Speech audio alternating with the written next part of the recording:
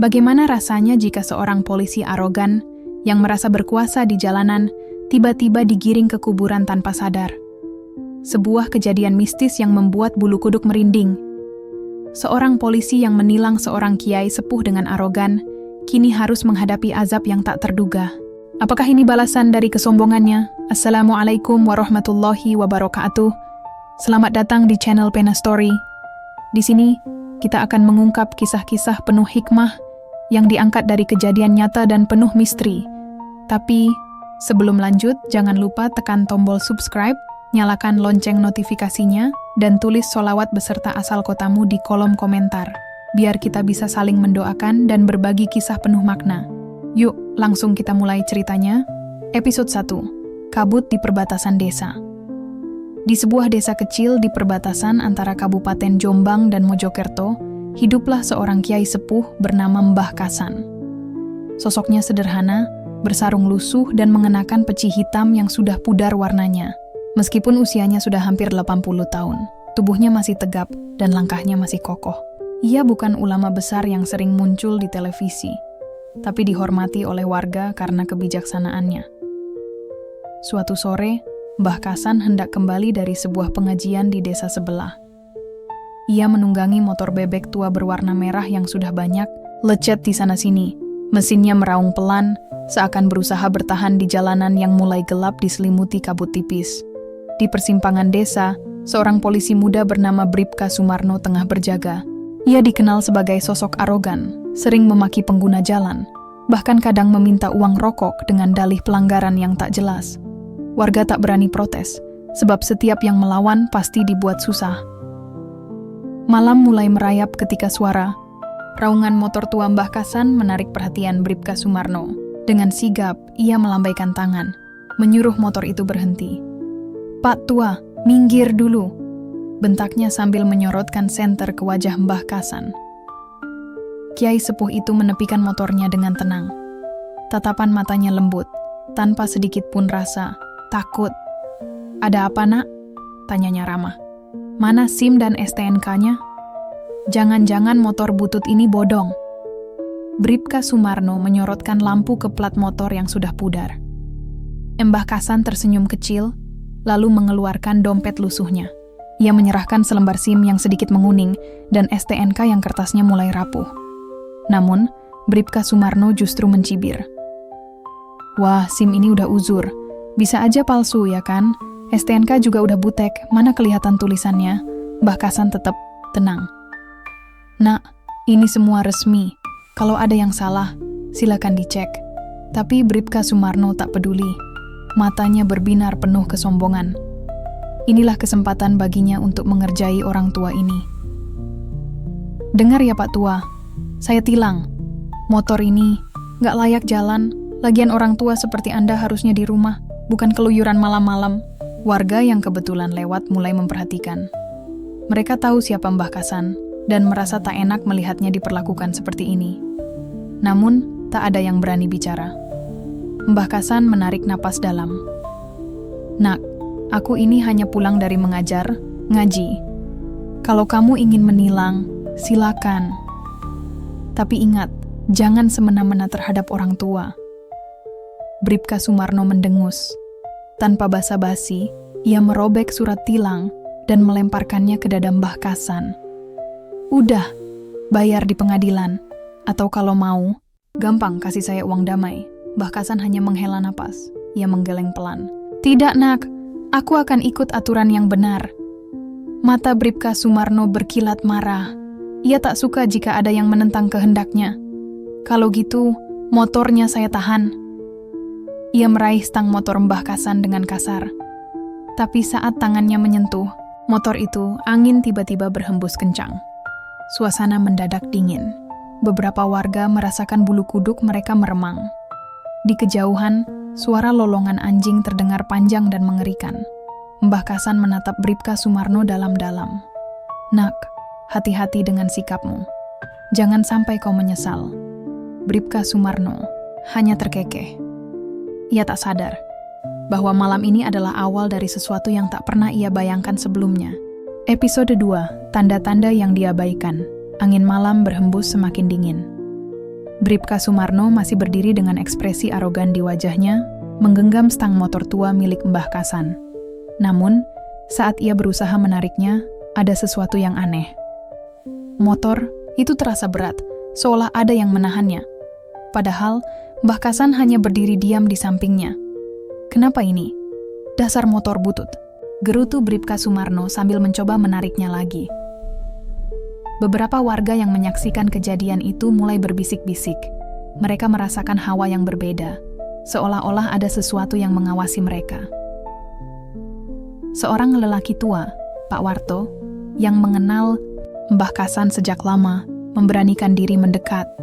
Dengan suara pelan, ia berbisik kepada Bribka Sumarno, "Pak, sudahlah, jangan macam-macam.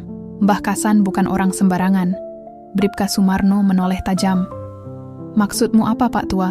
Dia cuma orang tua yang sok suci." Mbah Kasan tetap diam, tatapannya masih penuh ketenangan. Pak Warto menarik napas dalam-dalam, lalu berkata, "Saya hanya mengingatkan, Nak. Kadang ada orang yang dijaga oleh sesuatu yang tak terlihat." Bribka Sumarno tertawa sinis. "Omong kosong, saya ini polisi. Saya berurusan dengan hukum, bukan takhayul." Tanpa pikir panjang, ia mencoba lagi menarik motor itu. Namun tiba-tiba, berak! Bribka Sumarno terdorong ke belakang dengan keras, seolah ada sesuatu yang tak terlihat yang menahannya. Tubuhnya terjerembab ke tanah. Warga yang menyaksikan kejadian itu sontak mundur. Beberapa perempuan bahkan menutup mulut mereka menahan jeritan. Mbah Kasan menatapnya dengan sorot mata dalam. "Nak, aku sudah memperingatkanmu." Bribka Sumarno bangkit dengan wajah merah padam. Ia merasa malu dan marah. Dengan kasar ia mengibaskan debu di seragamnya dan menatap Mbah Kasan dengan mata penuh amarah. "Cukup. Saya tahan motormu, dan kamu harus ikut saya ke kantor," bentaknya. Namun sebelum ia sempat bergerak, angin kembali berhembus lebih kencang. Pepohonan di sekitar jalan mulai bergoyang, dan lolongan anjing terdengar semakin keras. Tiba-tiba, dari kejauhan, suara azan Isya berkumandang. Suara itu menggema, menusuk hingga ke dalam dada. Beberapa warga tampak menunduk khusyuk, tapi ada yang aneh dengan Bribka Sumarno. Tubuhnya mendadak kaku. Matanya membelalak, bibirnya gemetar. "Suara ini," gumamnya. Mbah Kasan menatapnya dengan tatapan penuh makna. "Nak, kalau hatimu masih bersih, suara azan itu akan menenangkan. Tapi kalau ada yang tak beres dalam dirimu, suara itu bisa menjadi pertanda." Mendadak, Bribka Sumarno merasa pusing. Ia mengusap wajahnya dengan tangan yang berkeringat dingin. Bayangan hitam mulai muncul di sudut matanya, dan dadanya terasa berat. Ia mencoba mengabaikan perasaan itu. Dengan langkah kasar, ia berjalan menuju mobil patroli yang terparkir tak jauh dari sana. "Aku tak peduli, kau tetap harus ke kantor," katanya dengan suara bergetar. Namun, saat ia hendak membuka pintu mobil, Pak polisi," suara seorang warga terdengar ketakutan. "Bribka." Sumarno menoleh dan ia langsung merinding. Bayangannya di jendela mobil. Bukan bayangan dirinya, wajahnya tampak lebih tua, penuh kerutan mengerikan, dan matanya berwarna hitam pekat. Seolah-olah bayangan itu bukan miliknya, melainkan sosok lain yang sedang menatapnya balik. Bribka Sumarno tercekat, tubuhnya seketika terasa lemas. Dan tanpa ia sadari, kakinya mulai bergerak sendiri, menuju arah yang tak seharusnya. Warga hanya bisa menyaksikan dengan ngeri. Bribka Sumarno berjalan tanpa sadar, menuju pemakaman desa. Episode 3, Langkah Menuju Kegelapan. Bribka Sumarno berjalan dengan langkah kaku, tatapannya kosong. Kakinya seakan digerakkan oleh sesuatu yang tak terlihat, menuju pemakaman desa yang terletak di ujung jalan berbatu. Warga yang menyaksikan kejadian itu mulai berdesis ketakutan. Seorang ibu-ibu berbisik pelan, "Astagfirullah, dia kesambet Pak Warto." Pak Warto, yang sejak awal sudah merasa ada sesuatu yang tak beres, hanya bisa menghela napas berat. "Aku sudah bilang, Mbah Kasan bukan orang sembarangan. Mbah Kasan sendiri masih berdiri tenang, matanya mengikuti langkah Bribka Sumarno yang terus menjauh. Ia tak mengatakan apapun, hanya menggeleng pelan. Sementara itu, Bribka Sumarno sendiri mulai tersadar bahwa ada yang aneh. Kakinya terus melangkah, meskipun ia tak ingin. "Kenapa aku nggak bisa berhenti?" Desisnya ketakutan. Tapi sekujur tubuhnya seakan kehilangan kendali. Keringat dingin mengalir deras di pelipisnya. Pandangannya mulai buram, dan setiap langkah yang ia ambil terasa semakin berat. Sampai akhirnya, ia tiba di depan gapura pemakaman desa. Angin berhembus lebih kencang, membawa aroma tanah basah yang menusuk hidungnya. Di dalam pekarangan pemakaman, samar-samar ia melihat deretan nisan tua yang tertutup lumut. Dan saat itulah, Bribka Sumarno mulai mendengar sesuatu, suara bisikan. Lembut, tapi jelas. "Bribka Sumarno, kau sudah dipanggil." Bribka Sumarno terbelalak. Napasnya memburu. "Si siapa?" teriaknya. Tapi tak ada siapapun. Hanya nisan-nisan yang sunyi. Dan tiba-tiba, tangan penuh tanah mencengkeram kakinya. Bribka Sumarno menjerit keras. Ia mencoba menarik kakinya, tapi sesuatu yang dingin dan kasar, seperti tangan manusia yang membusuk mencengkeram pergelangannya. Suara, bisikan itu kini berubah menjadi tawa lirih. "Kau sudah terlambat, Bribka Sumarno." Gelap. Episode 4. Jeritan dari alam bawah. Bribka Sumarno tersentak. Saat ia membuka matanya, ia sudah tidak berada di depan pemakaman. Sebaliknya, ia kini berdiri di tengah-tengah lahan kosong yang penuh kabut. Sekelilingnya hanya ada tanah merah yang basah, seperti tanah yang baru saja digali. Di kejauhan, samar-samar terlihat bayangan-bayangan hitam bergerak perlahan. Mereka berjalan terseok-seok, tanpa suara, tanpa wajah. Bribka Sumarno merasakan dadanya sesak.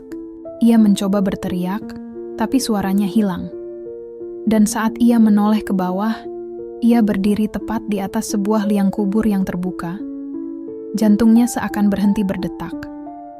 Liang itu gelap, dalam, dan mengeluarkan aroma anyir yang menusuk. Lalu, dari dalam kegelapan liang itu, sepasang tangan putih pucat muncul, merayap ke atas. Bribka Sumarno mencoba mundur, tapi tubuhnya membeku. "Tolong, siapapun, selamatkan aku." Tapi tak ada yang menjawab. Tangan itu semakin dekat, dan tepat saat jari-jari dingin itu menyentuh kakinya. "Brak!" Bribka Sumarno tersentak bangun.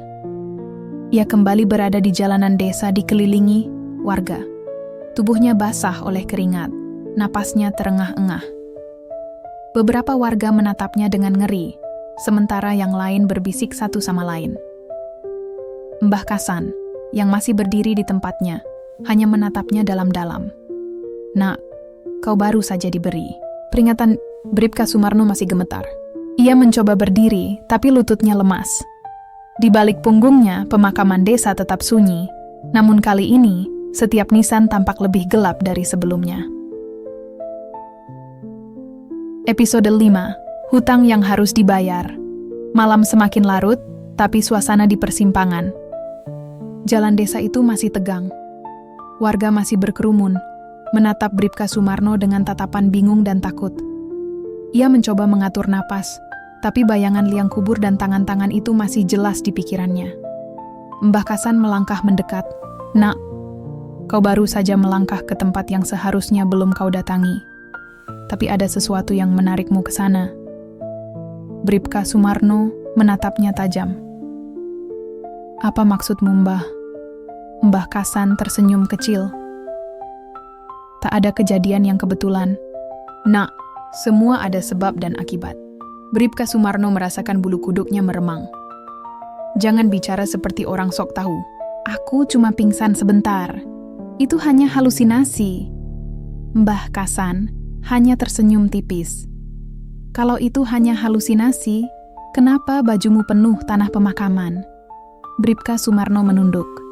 Dan saat itulah ia menyadari sesuatu yang membuat darahnya membeku.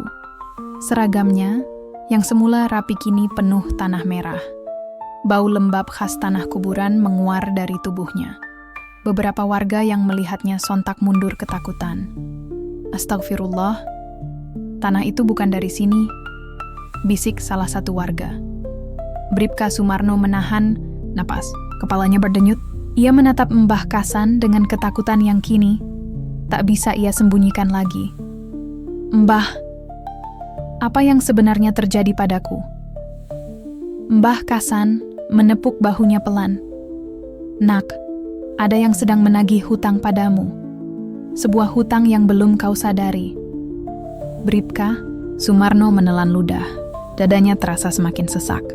Dan di kejauhan samar-samar suara tawa lirih kembali terdengar. Episode 6. Bayangan yang mengintai. Malam itu setelah kejadian di pemakaman, Bribka Sumarno pulang dengan perasaan yang masih kacau. Warga perlahan membubarkan diri, meski masih ada bisik-bisik tentang apa yang baru saja terjadi.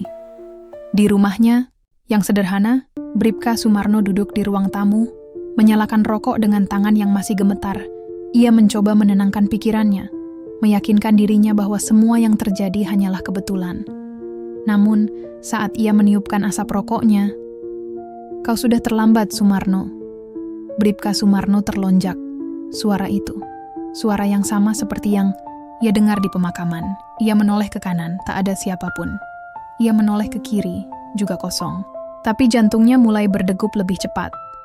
Dari sudut matanya, ia melihat sesuatu bergerak di cermin ruang tamunya. Dengan napas tertahan, ia menoleh perlahan. Di dalam pantulan cermin, ada sesosok bayangan hitam berdiri tepat di belakangnya. Bribka Sumarno menjerit dan melempar kursi ke arah cermin. Brak! Cermin pecah. Namun saat ia melihat pecahannya di lantai, bayangan itu masih ada. Tapi kali ini, ia tersenyum. Bribka Sumarno jatuh terduduk, berkeringat dingin. Ia tidak sendiri. Episode 7. Rahasia yang terungkap. Pagi harinya, Bribka Sumarno menemui Pak Warto. "Pak, aku harus tahu, siapa sebenarnya Mbah Kasan?" Tanyanya dengan suara serak. Pak Warto menghela napas dalam. "Nak, kalau engkau benar-benar ingin tahu, ikutlah denganku."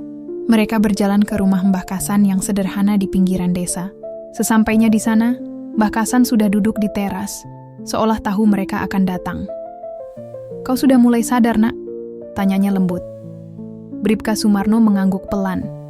"Apa yang terjadi padaku, Mbah?" Mbah Kasan tersenyum tipis. "Ada sesuatu yang kau bawa, Nak. Sesuatu yang belum kau sadari." Bribka Sumarno menelan ludah. "Maksud Mbah?" Mbah Kasan menatapnya dalam-dalam. "Pernahkah kau merasa hidupmu tidak pernah benar-benar tenang? Seakan ada sesuatu yang mengintai sejak lama." Bribka Sumarno terdiam. Ia memang sering mengalami mimpi buruk sejak kecil, tetapi ia selalu mengabaikannya. Mbah Kasan melanjutkan, "Ada yang pernah kau lakukan di masa lalu. Sesuatu yang belum kau bayar." Bribka Sumarno memejamkan matanya. Ada ingatan samar yang mulai muncul. Dulu, bertahun-tahun lalu, saat ia masih seorang polisi muda, ia pernah menilang seorang lelaki tua yang mengendarai sepeda motor tua. Lelaki itu memohon, berkata bahwa ia hanya ingin pulang untuk mengobati istrinya yang sakit. Tapi Bribka Sumarno tidak peduli. Ia menyita motor lelaki itu dan membiarkannya berjalan kaki. Beberapa hari kemudian, lelaki itu ditemukan meninggal di pinggir jalan.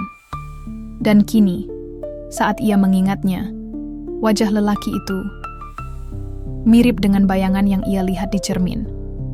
Bribka Sumarno merasakan tubuhnya menggigil. "Apa aku sudah dikutuk, Mbah?" Mbah Kasan tidak menjawab. Ia hanya menatapnya dengan dalam. Di kejauhan, suara azan zuhur berkumandang. Dan Bribka Sumarno kembali merasakan sesuatu yang aneh dalam dadanya. Episode 8. Kutukan yang bangkit. Sepulang dari rumah Mbah Kasan, Bribka Sumarno mencoba mengabaikan semuanya. Ia berpikir, mungkin ini hanya paranoia. Tapi malam itu, sesuatu yang lebih buruk terjadi. Saat sedang tidur, ia merasa ada sesuatu yang menekan dadanya. Nafasnya terasa berat. Matanya terbuka, dan di atasnya ada sesosok makhluk mengerikan dengan mata kosong dan wajah pucat membusuk. "Kau belum membayar dosamu, Bribka Sumarno." Makhluk itu menjerit dengan suara serak, dan Bribka Sumarno merasa dadanya semakin berat. Ia mencoba berteriak, tapi suaranya tercekat. Tangannya berusaha meraih sesuatu, apapun, untuk membebaskan diri. Tapi tubuhnya tidak bisa bergerak. Tiba-tiba, pintu kamarnya terbuka sendiri, dan angin dingin menerobos masuk. Makhluk itu tersentak, lalu lenyap dalam sekejap. Bribka Sumarno terbatuk, terengah-engah. Ia terbangun dari tempat tidur dengan tubuh basah oleh keringat. Ia sadar, ia tidak bisa lari lagi. Episode 9. Mencari jawaban, Bribka Sumarno kembali menemui Mbah Kasan keesokan harinya. "Mbah, tolong aku," katanya dengan suara gemetar. Mbah Kasan menatapnya lama, lalu mengangguk. "Aku bisa membantumu, Nak, tapi kau harus siap menghadapi apa yang akan datang." Bribka Sumarno mengangguk cepat. Mbah Kasan mengajak Bribka Sumarno ke sebuah tempat yang lebih dalam di hutan desa. Mereka berhenti di sebuah tanah lapang, dengan batu nisan tua di tengahnya. Mbah Kasan menatap batu nisan itu, lalu berkata pelan, "Inilah orang yang kau biarkan mati, Nak." Bribka Sumarno merasakan tubuhnya melemas.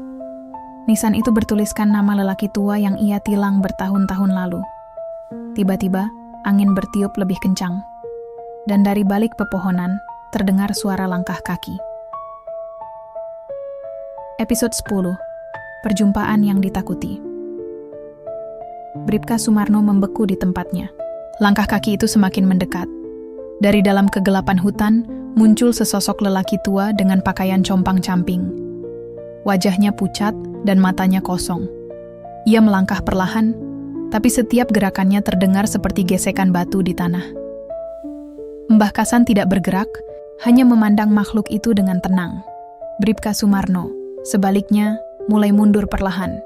Tapi lelaki tua itu mengangkat tangannya. "Jangan lari, Bribka Sumarno." Suara itu sama seperti suara yang selalu membisikkan namanya dalam mimpi. Bribka Sumarno merasa kepalanya berputar. Dunia seakan berputar cepat di sekelilingnya. Lelaki tua itu tersenyum tipis. "Kau siap membayar hutangmu?" Dan sebelum Bribka Sumarno bisa menjawab, segalanya berubah menjadi gelap. Episode 11. Dimensi kegelapan. Saat segalanya menjadi gelap, Bribka Sumarno merasakan tubuhnya melayang. Ia ingin berteriak, tapi suaranya hilang. Sekelilingnya hanya keheningan yang mencekam. Tiba-tiba, ia merasakan pijakan di bawah kakinya. Ia tidak lagi melayang. Ia membuka matanya. Ia tidak berada di hutan. Ia berdiri di sebuah jalan yang sangat ia kenali. Jalan tempat lelaki tua itu meninggal bertahun-tahun lalu. Tapi ada yang aneh. Jalanan itu kosong. Tidak ada suara kendaraan. Tidak ada manusia.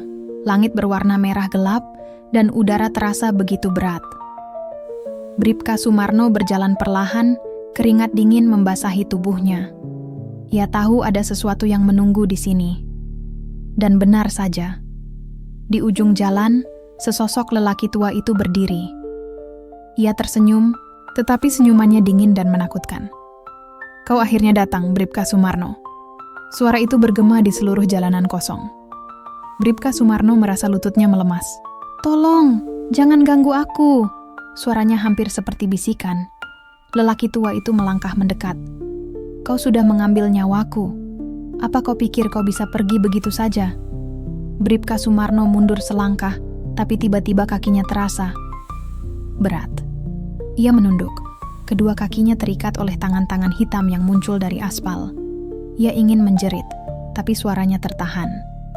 Lelaki tua itu kini tepat di hadapannya. Hari pembalasan telah tiba. Bribka Sumarno, Paman Hadi. Episode 12. Bayangan masa lalu. Bribka Sumarno mencoba melepaskan diri, tapi tangan-tangan hitam itu semakin kuat mencengkeramnya. Tiba-tiba, di sekelilingnya muncul bayangan-bayangan lain. Bayangan seorang ibu yang menangis, memohon agar anaknya tidak dipenjara karena kesalahan kecil. Bayangan seorang pemuda yang ia paksa memberikan seluruh uangnya saat razia jalanan. Bayangan seorang bapak tua yang berlutut meminta belas kasihan, tapi Bribka Sumarno hanya menertawakan. Semua dosa-dosanya kini muncul di hadapannya. Lelaki tua itu kembali berbicara. Kau telah banyak berbuat zalim, Bribka Sumarno. Aku hanyalah salah satu korbanmu. Tangan lelaki tua itu terulur ke wajah Bribka Sumarno. Dan tiba-tiba, Allahu Akbar. Teriakan itu menggema, dan semua bayangan lenyap. Bribka Sumarno terhempas ke belakang. Ia terengah-engah, matanya melotot ketakutan. Saat ia menoleh, ia melihat Mbah Kasan berdiri di sampingnya, membaca doa dengan suara lantang. Lelaki tua itu memandang Mbah Kasan dengan tatapan tajam, lalu perlahan menghilang dalam kabut. Bribka Sumarno pingsan di tempat. Episode 13. Jalan menuju tobat. Saat Bribka Sumarno terbangun, ia sudah berada di rumah Mbah Kasan. Tubuhnya lemas, kepalanya berdenyut, dan di dalam dadanya ada perasaan aneh yang belum pernah ia rasakan sebelumnya. Penyesalan. Mbah Kasan duduk di sampingnya. Nak, kau telah melihat sendiri akibat dari kesalahanmu di masa lalu. Bribka Sumarno menunduk, air matanya jatuh. Mbah, aku ingin berubah. Aku ingin menebus kesalahanku. Mbah, Kasan tersenyum tipis. Allah selalu memberi kesempatan bagi mereka yang ingin bertobat. Tapi, kau harus siap menghadapi cobaan. Bribka Sumarno mengangguk. Apa yang harus aku lakukan? Mbah Kasan menatapnya dalam-dalam. Kau harus meminta maaf. Bribka Sumarno terdiam. Kau harus kembali ke makam lelaki tua itu dan memohon ampunan. Bribka Sumarno menelan ludah. Ia tahu ini tidak akan mudah, tapi ia harus melakukannya. Episode 14. Ke makam sang lelaki tua. Malam itu, dengan ditemani Mbah Kasan dan Pak Warto, Bribka Sumarno berjalan menuju makam lelaki tua itu. Di sana, suasana begitu hening. Hanya suara jangkrik yang terdengar di kejauhan. Bribka Sumarno berlutut di depan nisan, tangannya gemetar. Pak, aku tahu aku telah berbuat salah. Aku telah menyakitimu, dan aku menyesal. Air matanya jatuh. Aku mohon, maafkan aku. Angin tiba-tiba bertiup kencang. Daun-daun berterbangan, dan suasana menjadi lebih dingin. Pak Warto dan Mbah Kasan menatap dengan khusyuk, membaca doa. Lalu, sesuatu terjadi. Dari dalam tanah muncul suara pelan. Aku, maafkan kau, Bribka Sumarno. Gem. Bribka Sumarno terdiam, matanya membesar. Lalu angin berhenti, dan semuanya kembali sunyi. Bribka Sumarno merasakan beban besar dalam hatinya menghilang. Ia menangis terseduh-seduh. Episode 15. Pengampunan atau hukuman. Setelah malam di makam, Bribka Sumarno merasa lebih ringan. Tapi ia tahu, permohonan maaf saja tidak cukup. Ia harus membuktikan bahwa ia benar-benar berubah. Hari-hari berikutnya, ia mulai mendekatkan diri kepada agama. Ia sering terlihat di masjid, membantu warga, dan bahkan mengembalikan uang yang pernah ia peras dari orang-orang. Namun, cobaan belum selesai. Suatu malam, saat ia hendak tidur, ia mendengar suara di luar rumahnya. Ketukan keras di pintu. Tok, tok, tok. Bribka Sumarno berjalan perlahan menuju pintu. Tangannya berkeringat. Ia membuka pintu. Tidak ada siapa-siapa, tapi di lantai ada selembar kertas dengan tulisan, "Kau belum selesai, Bribka Sumarno." Dan dari kejauhan ia bisa melihat bayangan lelaki tua itu masih berdiri di bawah lampu jalan. Masih tersenyum. Bribka Sumarno menutup pintu dengan cepat. Jantungnya berdegup kencang. Ia sadar, meskipun ia sudah meminta maaf, bayangan itu belum pergi. Episode 16. Kutukan yang belum usai. Bribka Sumarno duduk gemetar di sudut kamarnya. Kertas dengan tulisan mengancam itu masih ada di tangannya.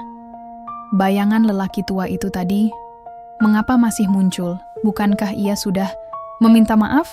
Dengan tangan gemetar, ia mengambil ponsel dan menghubungi Mbah Kasan. "Mbah, aku masih dihantui. Aku sudah minta maaf, Tapi kenapa dia belum pergi? Suara Mbah Kasan terdengar tenang di ujung telepon. Datanglah ke rumahku, nak. Kita harus bicara. Tanpa berpikir panjang, Bribka Sumarno mengambil jaket dan bergegas menuju rumah Mbah Kasan. Setibanya di sana, Mbah Kasan sudah menunggunya di beranda, ditemani Pak Warto. Bribka Sumarno, maaf memang penting, tapi kau belum benar-benar menebus kesalahanmu. Maksud Mbah? Pak Warto menyela, suaranya serius. Kau harus mengakui kesalahanmu di hadapan orang-orang. Bukan hanya meminta maaf kepada arwahnya, tapi juga kepada keluarganya. Bribka Sumarno menelan ludah. Ia tahu siapa keluarga lelaki tua itu. Anaknya adalah seorang kiai yang dihormati di desa sebelah. Beranikah ia? Episode 17, menghadap anak. Sang korban dato keesokan harinya, Bribka Sumarno berangkat ke desa sebelah bersama Mbah Kasan dan Pak Warto. Mereka tiba di sebuah pesantren kecil, tempat anak lelaki tua itu mengajar.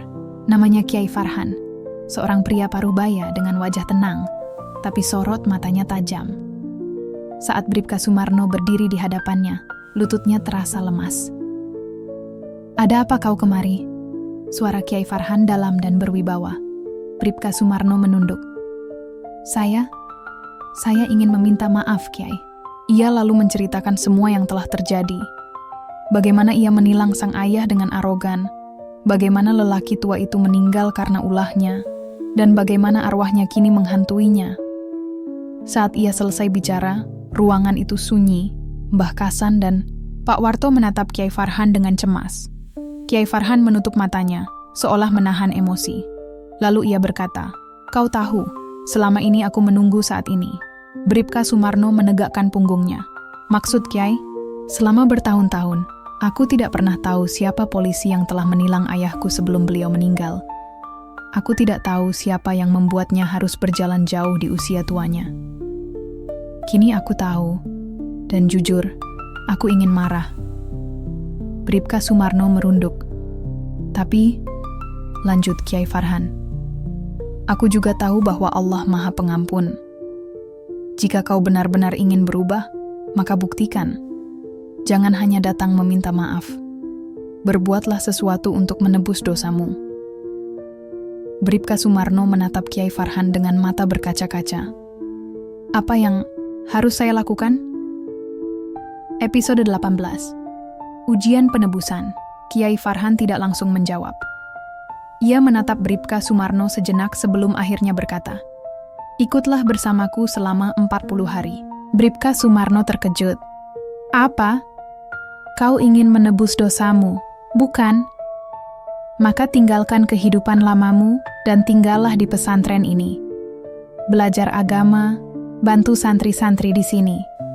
Rasakan kehidupan yang berbeda dari yang biasa kau jalani." Bribka Sumarno terdiam. Ini bukan hal yang mudah. Ia telah terbiasa hidup sebagai polisi, hidup dalam dunia yang keras dan penuh kuasa. Tapi ia tahu, ini mungkin satu-satunya jalan. Dengan suara bergetar, ia menjawab, "Saya akan melakukannya." Mbah Kasan tersenyum bangga. Pak Warto menepuk pundaknya. Perjalanan Bribka Sumarno menuju perubahan baru saja dimulai. Episode 19. Perjalanan menjadi manusia baru. Hari-hari di pesantren terasa berat bagi Bribka Sumarno. Bangun sebelum subuh, membersihkan halaman, membantu memasak di dapur, dan menghadiri pengajian setiap hari. Ia tidak lagi memakai seragam polisi. Kini ia hanya seorang pria biasa, duduk di barisan santri yang lebih muda darinya. Namun perlahan, hatinya mulai berubah. Setiap ayat yang ia dengar, setiap kata dari Kiai Farhan, membuatnya semakin sadar akan kesalahan-kesalahannya di masa lalu. Suatu hari, setelah pengajian malam, seorang santri muda bertanya kepadanya, "Pak, kenapa dulu jadi polisi kalau akhirnya ingin belajar di pesantren?" Bribka Sumarno terdiam. Ia menghela napas, lalu menjawab, "Karena dulu aku buta. Aku pikir kekuasaan dan uang adalah segalanya, tapi aku salah, dan sekarang aku ingin memperbaikinya." Santri itu tersenyum. "Semoga Allah mengampuni Bapak." Bribka Sumarno tersenyum untuk pertama kalinya dalam waktu yang lama. Episode 20. Akhir dari gangguan. Malam itu, Bribka Sumarno tidur lebih nyenyak dari biasanya. Namun tiba-tiba, ia merasa ada seseorang yang berdiri di sampingnya. Saat membuka mata, ia melihat sosok lelaki tua itu. Bribka Sumarno tidak panik, ia tidak ketakutan. Ia hanya menatap sosok itu dengan perasaan yang berbeda. "Pak, saya sudah mencoba menebus kesalahan saya." Lelaki tua itu tersenyum. "Aku tahu, aku melihatnya." Suasana terasa hening. "Terima kasih telah berubah, Bribka Sumarno." Perlahan, sosok lelaki tua itu memudar. Kali ini, ia tidak lagi menyeramkan. Untuk pertama kalinya, Bribka Sumarno merasakan ketenangan yang sebenarnya. Ketika ia terbangun keesokan paginya, ia tahu bahwa lelaki tua itu telah pergi selamanya. Arwahnya akhirnya tenang. Dan Bribka Sumarno, ia kini bukan lagi polisi arogan yang serakah. Ia adalah seorang manusia yang telah menemukan jalan menuju kebaikan. Episode 21. Kembali ke dunia lama dengan jiwa baru. 40 hari telah berlalu. Bribka Sumarno kini berdiri di depan gerbang pesantren, mengenakan pakaian sederhana. Tidak ada lagi seragam polisi yang melekat di tubuhnya. Di belakangnya Kiai Farhan, Mbah Kasan, dan para santri berdiri mengantarnya pergi. "Terima kasih telah menerimaku di sini, Kiai." Suara Bribka Sumarno penuh ketulusan. Kiai Farhan tersenyum. "Kau sudah berubah, Bribka Sumarno. Tapi ingat, perjalananmu belum selesai. Yang terpenting, bukan bagaimana kau menebus kesalahan, tapi bagaimana kau hidup setelah ini." Bribka Sumarno mengangguk. Kata-kata itu menancap dalam di hatinya. Saat ia berjalan menjauh, ia tidak lagi merasa takut atau dihantui. Ia merasa ringan, seperti manusia yang terlahir kembali. Kembali ke kota, Bribka Sumarno langsung menuju kantornya. Para rekan kerjanya terkejut melihatnya. "Mar, kemana aja lu? Kok mendadak menghilang?" tanya Heru, rekan sesama polisi. Bribka Sumarno hanya tersenyum. "Aku menemukan sesuatu yang lebih penting." Ia lalu menemui atasannya. "Pak, saya ingin mengajukan pengunduran diri." Atasannya terkejut. "Kenapa tiba-tiba?" Bribka Sumarno menarik napas dalam. "Saya sudah banyak melakukan kesalahan. Saya ingin hidup dengan lebih baik." Atasannya menatapnya dalam. Ada sesuatu yang berbeda dari Bribka Sumarno, ketenangan yang tidak pernah ia lihat sebelumnya. "Baiklah, jika itu yang kau inginkan." Dan dengan itu, Bribka Sumarno mengakhiri karirnya sebagai polisi. Ia meninggalkan kantor dengan hati yang ringan. Untuk pertama kalinya dalam hidupnya, ia merasa bebas. Episode 22. Akhir dari sebuah kisah, awal dari perjalanan baru. Beberapa bulan kemudian, di sebuah desa kecil di Jawa Timur, sebuah warung sederhana berdiri di pinggir jalan. Warung itu bukan sembarang warung. Di dalamnya, duduk seorang pria yang dulu dikenal sebagai polisi arogan. Sekarang, ia adalah Sumarno, seorang pria yang hidup sederhana dan jujur. Ia tidak lagi menilang orang sembarangan, ia tidak lagi sombong. Sebaliknya, ia membantu para musafir dan orang miskin yang singgah ke warungnya. Ia sering berkata kepada pelanggan yang mampir, "Dulu, aku adalah manusia yang sombong. Tapi Allah memberiku kesempatan kedua." Mbah Kasan dan Pak Warto sering mampir ke warungnya, tersenyum melihat perubahan yang terjadi pada pria itu. Suatu hari, seorang pemuda datang dan bertanya, "Pak, apa yang membuat Bapak berubah?" Sumarno tersenyum, menatap langit senja yang mulai berwarna jingga. "Karena aku pernah dihantui dosa, dan akhirnya menemukan jalan pulang." Tamat cerita ini berakhir di sini, tapi perjalanan Sumarno masih panjang. Ia mungkin tidak lagi menjadi polisi, tetapi kini ia telah menemukan arti kehidupan yang sebenarnya.